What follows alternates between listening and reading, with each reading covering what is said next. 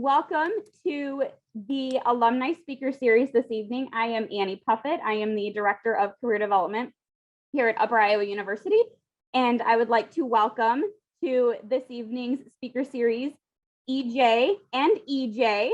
We have both father and son duo here with us this evening.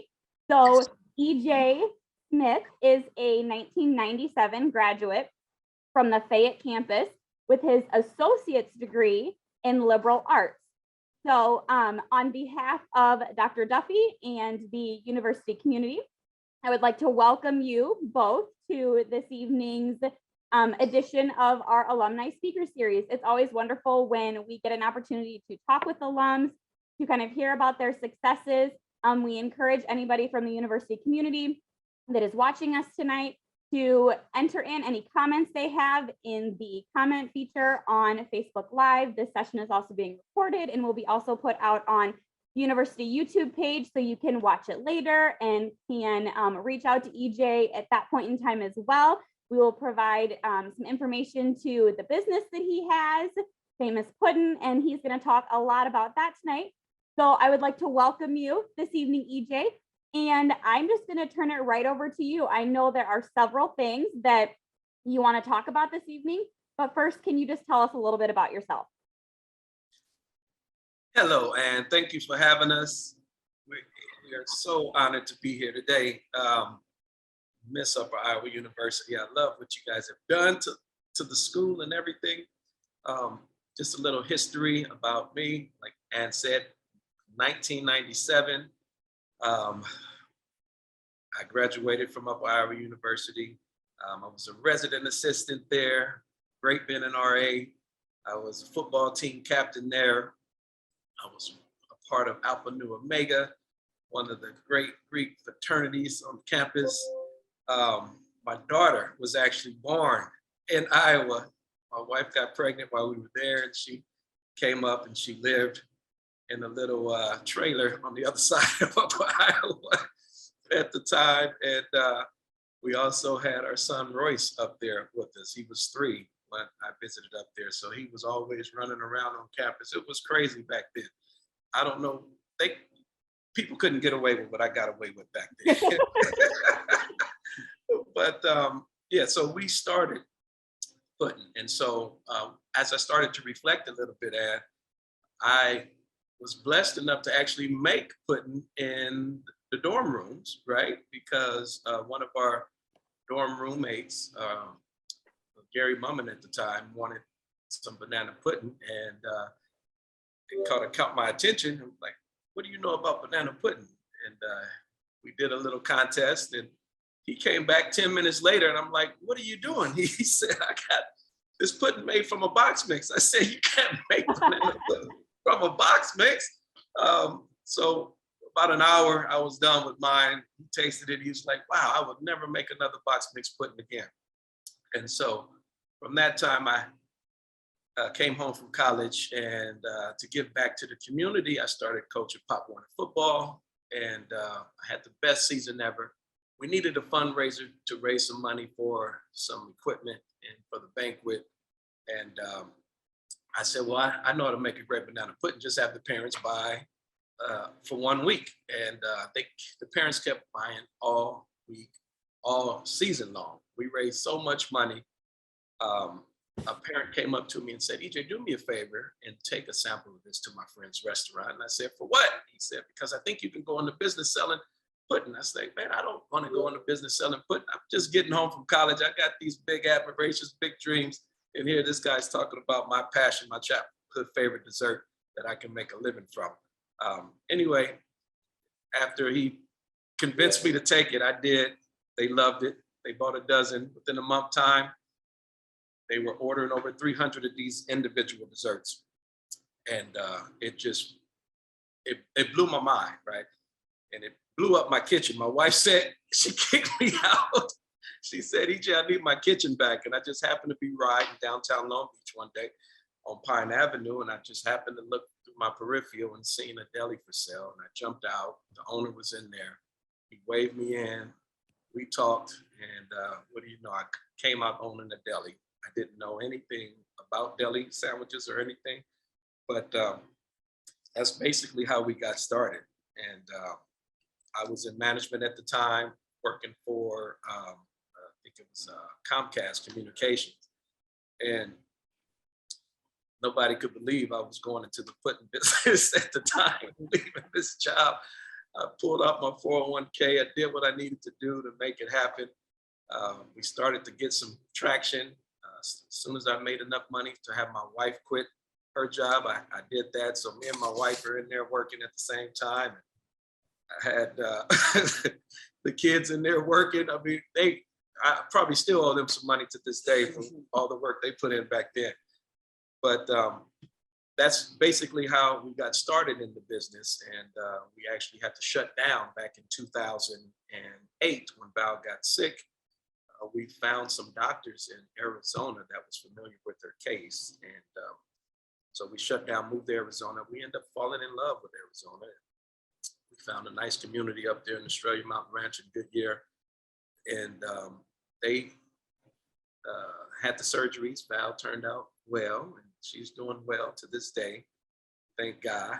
And basically, the company I was working for, I went back to start working for corporate world, which was Red Ventures, the best company I've ever worked for in my life. Rick Elias is the best CEO in my book. He was the one that went down in the Hudson River, the plane that went down in the Hudson River. They made a movie from it called Scully. Just pure passion. This individual, I could sit next to him like I'm talking to EJ and you right now, and just talk about his life experience and what was happening and going through his mind when he was going down and thinking that his life was about to be over at any second. And I learned a lot from him. And that's the way I'm thriving in my business today, by some of the principles and policies and things that he uses in his daily walks of life. So I was real excited about that. Unfortunately, no longer with them. We lost the West Coast, which I was running. They asked me to move back to California back in 2015. And they said, move wherever you want, pick anywhere. My wife chose Temecula because of the wineries and school for EJ. And at that time, there was one of the top 5 safest cities in the United States of America. So it was a great location. The community here is great. They're great with small businesses, very supporting. And we found another hidden gem here in this wine country area. So we're just happy to be here. Wonderful, wonderful. And from what I hear, Famous Puddin' is continuing to grow bigger and bigger. And I know you'll talk about that a little bit later. I know one of the main topics that you want to leave others with tonight is how your foundation at Upper Iowa was instrumental in your career and the connections that you made while you were here. Can you talk a little bit about why you decided to come to Upper Iowa and what it means to you to be a Peacock still to this day? Peacock running through my blood. It actually changed my life, saved my life. I was actually getting into some trouble at the time that I got the phone call from Paul Rudolph and Dave Wilson at the time. They were the head coaches of football coaches at Upper Iowa University. And one of my buddies that I played junior college ball with, Dana Mathis, he was already up there at UIU, and he just happened to call. He said, EJ, I was showing film to the coaches and they asked, who was this guy? And I said, oh, that's my buddy. And they called me right then and there and they said, hey, what are you doing? I'm like, getting into trouble. They said, no, come and play some football.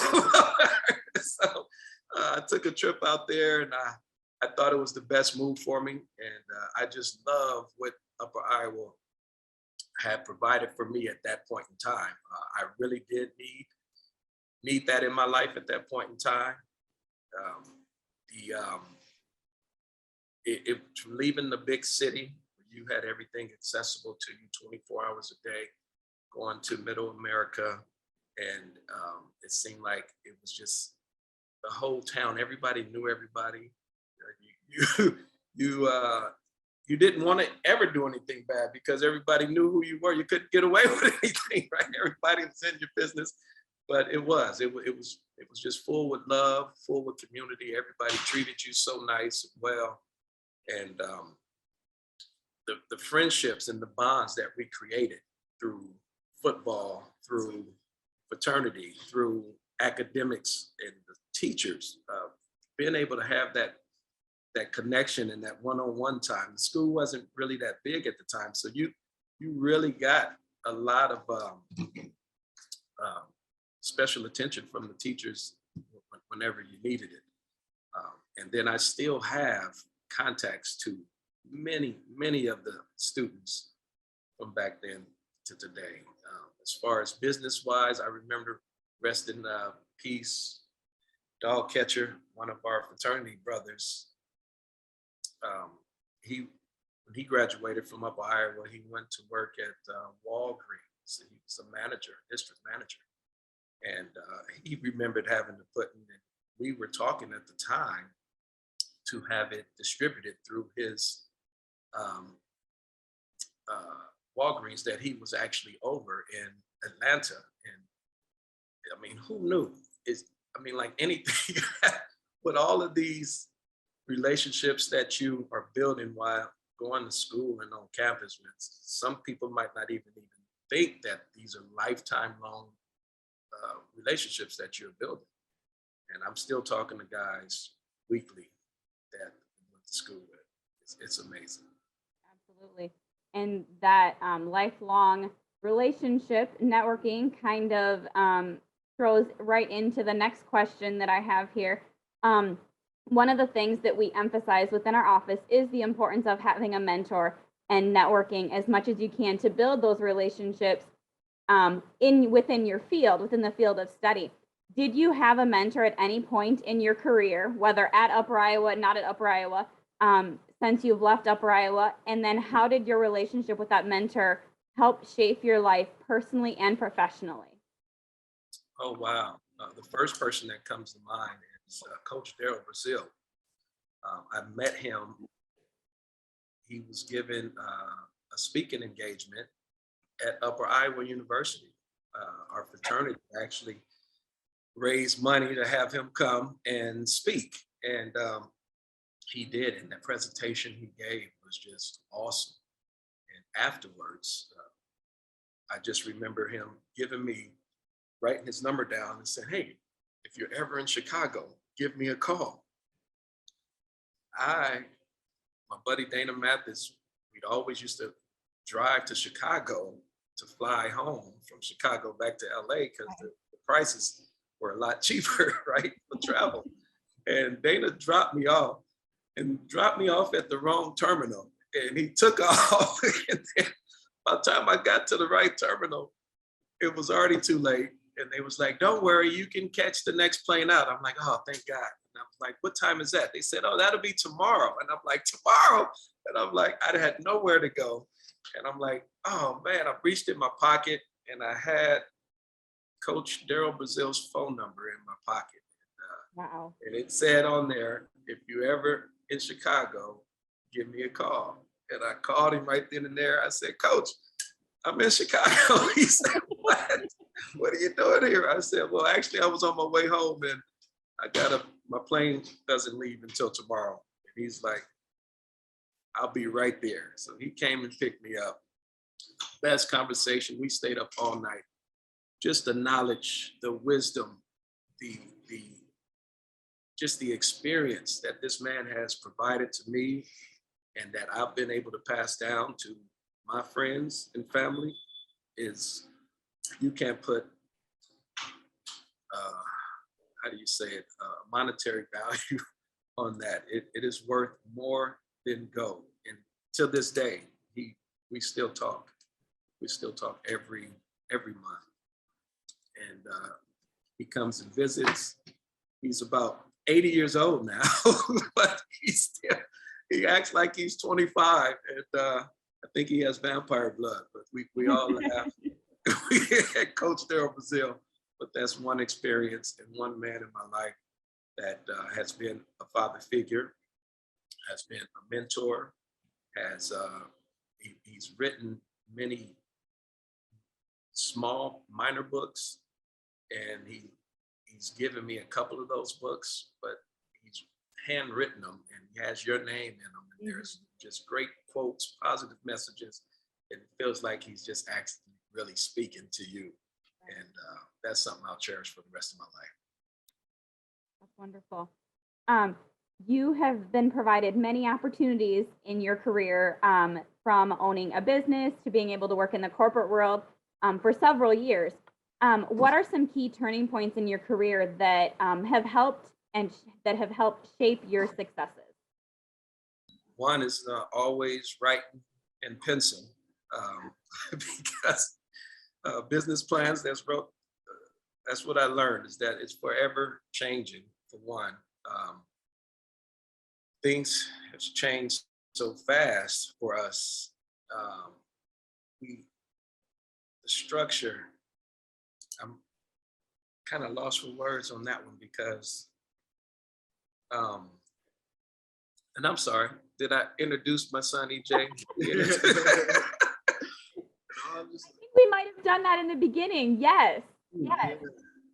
We have a father-son duo with us this evening. So it's wonderful to, the experiences that you have been able to provide to him, and now to bring him into the business as well. So that has been wonderful. Yeah, so you're saying key turning points that has led to our success. Yes. Okay, so one of the key turning points is me being able to help my dad this time around. So like he always says, he can work on the business while I'm working in the business. So everything is getting done how he would do it without him being there, Right. So, and then I'm in place, and I set the standards, set the rules, and I'm a model for all of our other workers and employees with us. And, having me takes a lot off of him too. So that's a key turning point in our business's success, because he can go do other stuff. Absolutely. Absolutely. It's great. Speaking I like of that. key turning points, and kind of adding on to that, what would you say was kind of one of the turning points, or any keys to your success when you were with Red Ventures, when you left being a business owner and went into being in the corporate world? Were there any kind of key turning points there that kind of helped you be successful in the corporate world? Yeah, my communication skills, for one, like I was saying earlier, when just being able to talk to Rick Elias and understanding his philosophy and the way that he thinks and looks at business, running the West Coast on my own, running my own financials, and just basically being on my own out here, but at the same time still a part of the business. His philosophy was fail fast, right? He didn't mind you spending his money, just don't waste his money, right? So what he allowed us to do was to feel free and be creative and be innovative. I love that about business, right? So when you are in that capacity to where you can try different things and not afraid to fail, like if you're going to get fired if it didn't work, he didn't believe in that, right? It was opportunity, it was creativity, it was being spontaneous, it was just being smart about the things that you do. And I bring that into my business every day, and I want my employees to feel that way working around us also. And I do. It's very inclusive here. I do involve them in a lot of what we do, so we can understand, they can understand, and we all can understand each other and what we're trying to achieve here. And they feel like they're a part of our success. And that's real big when you're trying to build this business. Absolutely. Kind of bouncing off of that, owning your own business brings about many roles that you need to assist with. So one of those is being hiring other individuals to work for you. What are some key skills and strengths that you look for when hiring others? And what can students do to help improve upon those qualities? Oh, wow. Communication is big. That TC, the trust and communication factor. We always tell employees, or it's a will and it's a skill. And so if we all have a goal and someone is really struggling to try to reach that goal, then we need to look to see if it's a skill that they're lacking, training, some type of development, something that we missed, or is it the will that they just don't want to do what we're asking them to do, right? It's two different spectrums with the same employee, and that tends to help out a lot. We try everything in our power to make sure everyone's empowered to be able to have the necessary skills to be able to do what they need to do to make us successful. And we wouldn't ask anybody to do anything that we couldn't do.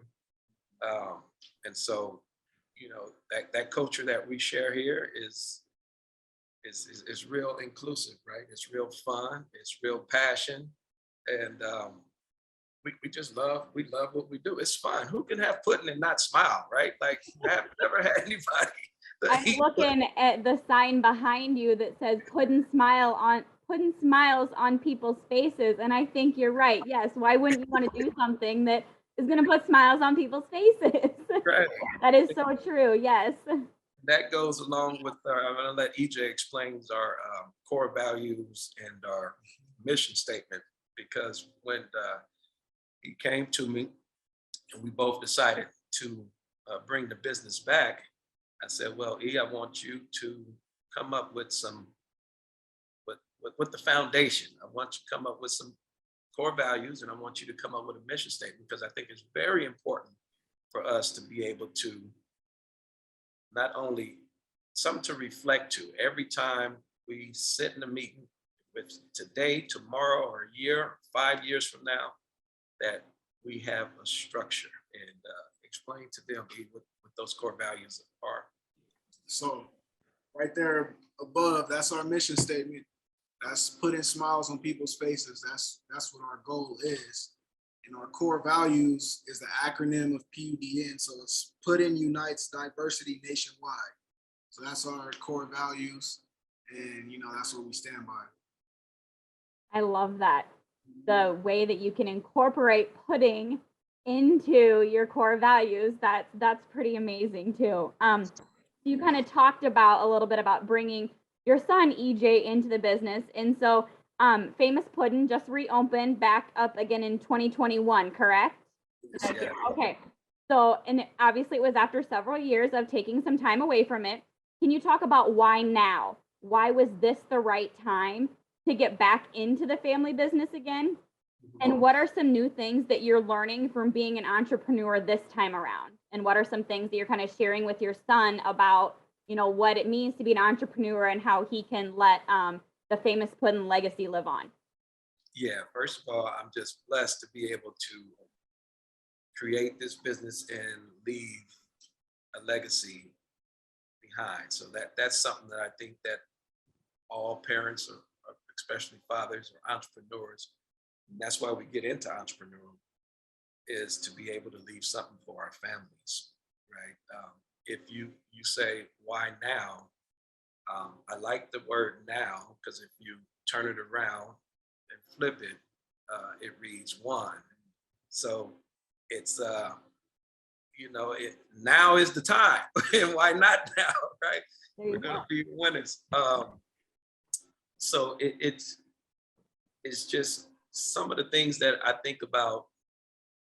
When he was 5 years old and I was working in the business, I couldn't fathom our vision today where we are. It's just when you walk into our store and you see our history wall and you see me holding my son in my hand and we're both looking over an 80-gallon kettle of pudding, that time was captured.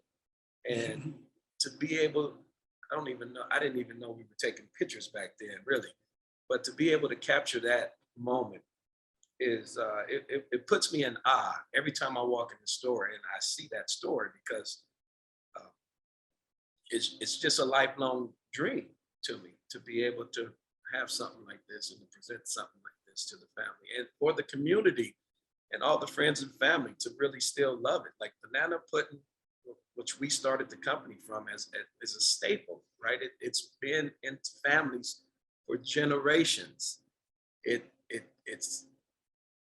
was only made from mothers and grandmothers and their grandmothers. And so it's a bond there. It's a family time. It's a tradition. And so all of that is inside of what we do. And so people reconnect when they actually taste it. And they, wow, I haven't had this since my mom, or wow, I haven't had this since my grandmother.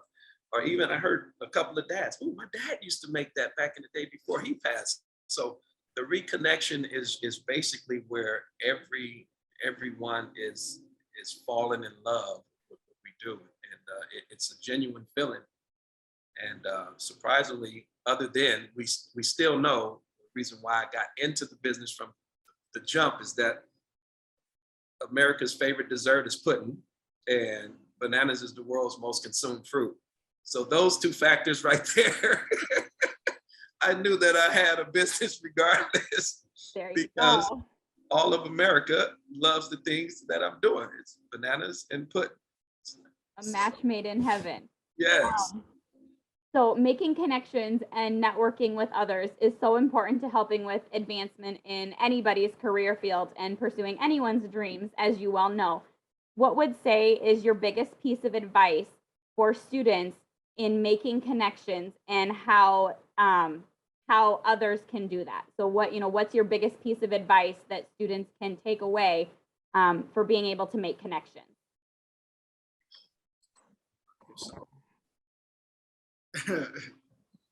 So what is our advice for students to be able to make connections, pretty much? Yep. Connections as far as business connections or Yeah. So biggest piece of advice is for making connections in their field to help them with advancement in their career path or whatever their chosen field is. Okay, so I got two, but you go ahead. Okay. So as far as making connections in your field, what we experienced, we just always attended like events, and anybody who was interested in what we were doing, or if we were interested in what they were doing, we would always sit down and have a good conversation with them and get their contact info, and everything was pretty much word to mouth. So you always want to be a part of something, no matter if it's local or if it's a couple cities away, whatever. But you have to be around people that are like-minded with you. And once you are around like-minded people, that will open up other doors for you. Absolutely. Yeah, I always like to tell individuals, especially when it comes to entrepreneur, it's not easy at all, and as you know. And so I like to live by the 3 F's, and this has been it's helped me out so much, right? The 3 F's is have faith, have focus, and follow through, right? So I'm saying have faith. Some people that are close to you may not support your dream. You might not be able to see the things that you're about to go through, but you got to have faith through your hard work, your determination, and your effort that whatever you put your mind to, that you can do, right? And then you have to focus really, really hard on the things that you're trying to get done. And then write it down, not in pen, but in pencil, and then follow through. Right? So faith, focus, and follow through is huge. The other one is the 3 C's. You got to take a chance, you got to take charge, and you got to take control. Right? So I didn't just end up in this location. I took huge chances, huge risks, right? Things just don't happen without you going out and making it happen. And that's what they always say. Winners make it happen, losers let it happen. So in order to be a winner, you got to go out and make it actually happen. It is not going to come to you. And so you have to take the chance. You got to take charge. And so what I'm saying, when I'm bringing back to like playing sports, football, even though you're out there with a team, sometimes people don't even know how you did some of the things you did until you just get in this zone, or you don't care what others are saying, what other people are thinking. You're just taking control and charge of your life at that point in time and making things happen. And then the last one is to take control. Just basically taking control of the situation that you're in. So everybody says it's not their fault, it's always your fault. And so we are in control of the things that we allow to happen in our lives, and try to control as much as that is possible. So that's it. All right. You kind of answered a little bit of the next question that I'm going to ask. Being an entrepreneur is something that doesn't just happen overnight. We're all well aware of that. What is some advice you have for others looking to start their own business? You have to find the why, right? So one of my favorite books is called Why by Simon Sinek. And if you want to be an entrepreneur at all, I advise you to go out and find this book. And he's such a great writer. Find his other books also. But when you find that passion and that why, and one of the things that he, in one of his chapters, he'll teach you that people don't buy from you because you have the best of something. They normally support you for the reasons of why you're doing what you're doing. And so it's a lot that it breaks down and it goes into, but it really, really, really makes sense. And he uses large corporations to kind of make you familiarize with it so you can kind of understand his thought process. But when you find that reason why, you can, it'll get you through how it's getting us through right now. Our whys is putting smiles on people's faces. It's working for us. Absolutely. And kind of speaking about your why a little bit, one of our faculty members shared in the comments that she loves your story and that she shared it with her management class. She played them the video that you have on your website. And so she was kind of getting her class acclimated to your story even ahead of this evening. So there's just wonderful ways in which you can connect with our students and faculty. And also on here, we have one of your Pi Beta Delta sorority sisters from A&Q that is on watching you this evening. So Amani is on with us, and she is one of the sorority sisters. So she is listening and enjoying your talk this evening. Say green, gold, green and gold, green and gold. There you go. Green and gold, yep. So want to switch topics a little bit here to career readiness. So career readiness is a hot topic in career development and among employers as well. So what competencies do you feel are most important to helping one excel in their goals, and why? Yeah, I'm always sticking with that communication aspect. Communication is so huge. With me being in management and training and just even coaching all the years, to be able, if anybody wants to learn how to manage a group of individuals, adults, you need to go and try to manage kids first. The hardest thing in life is to organize and manage 30 adolescent kids from the age of 6 to 12. Me throwing camps and for the youth, and actually getting all of them to be on the same page in accordance and follow instructions. It's tough, but there's a way to do it, and it's challenging, but it has helped me. Coaching has helped me so much in the real world. It's amazing. You have anything to add to that, E? No. Yeah, I just got to make sure you include it, Yeah, right? You know. So, talking about communication as being kind of that big competency that you want people to strive for, how would you encourage others to be able to improve upon their communication skills? Yeah, so when I'm always giving a class or training individuals, I always start off with this.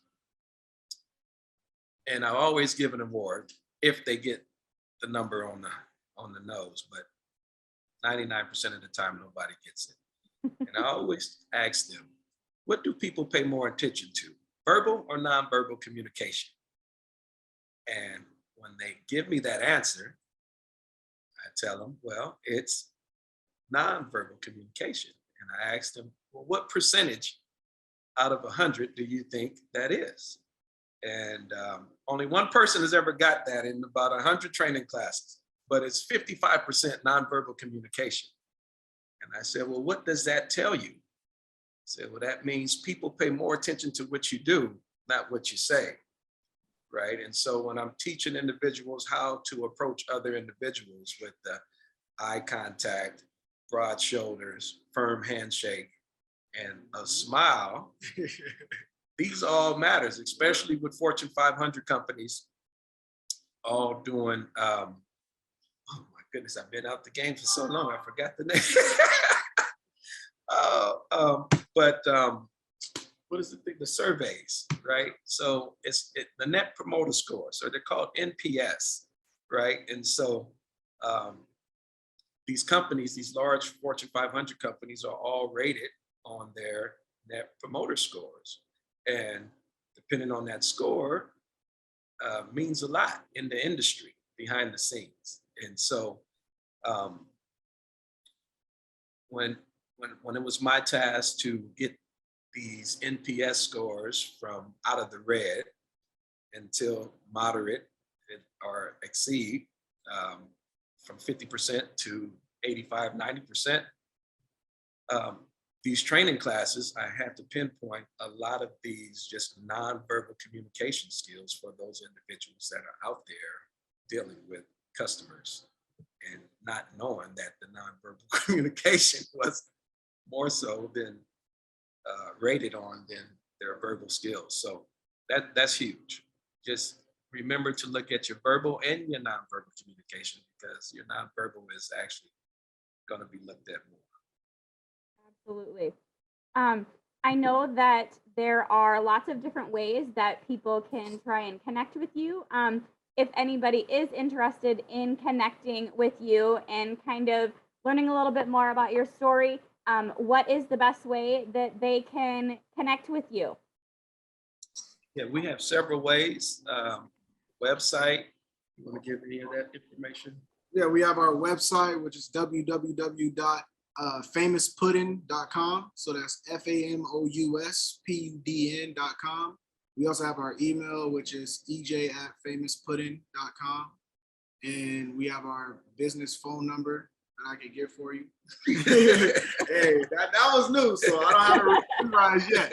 And I will actually put. And we also have our Instagram and Facebook page. Okay. Famous Puddin. Famous PUDN. Yeah. You got the Perfect. number. And our business number is 951-304-9935. I will add all of that information in the comments on our Facebook Live so that people can be able to connect with you that way. Are there any final pieces of advice that you would like to share with the UIU students, alums, and the university community before we wrap things up tonight? You have anything? Just going back off of what my dad was saying about communication. Communication is key. To make sure whoever you are communicating with, make sure you are very personable. Make sure people like you. Make sure you're confident with whatever you're saying or pitching. Have eye contact. Just like I said, confidence. Body language is also another thing. Yeah, just be sure about your conversation with the person, and always keep mental notes about what you want to talk about, so you don't have other people feel like you're wasting their time when you're speaking. Absolutely. That was good. So mine is, if you're in entrepreneurship, nobody cares what you're doing. It is all up to you. You have to go out every single day and make it happen. And as many doors close on you, there's more doors that's going to open up for you. And it's going to be that last door that you go through that's going to open up for you. By God's grace, we've had doors shut on us, but we had bigger doors open. And I'm just it's been a blessing. And to be able to do it, my son this time around is just over the top. What I want to leave with all of the students that they can take with them for the rest of their life is this quote. And if you use this, it will save you a lot of headache. And just let me get to it. Anyways, the best business in the line of business is to have some business of your own. If you don't have no business, you make it your business and leave other folks' business alone. And you can take that to the bank. That is wonderful, EJ. And I would like to add on that the title of your talk tonight was "The Proof is in the Pudding." And I think that, you know, you had mentioned that when you put in the hard work, it will show. So I think you have put in the hard work, you and your son both, and your entire family. And obviously it is showing.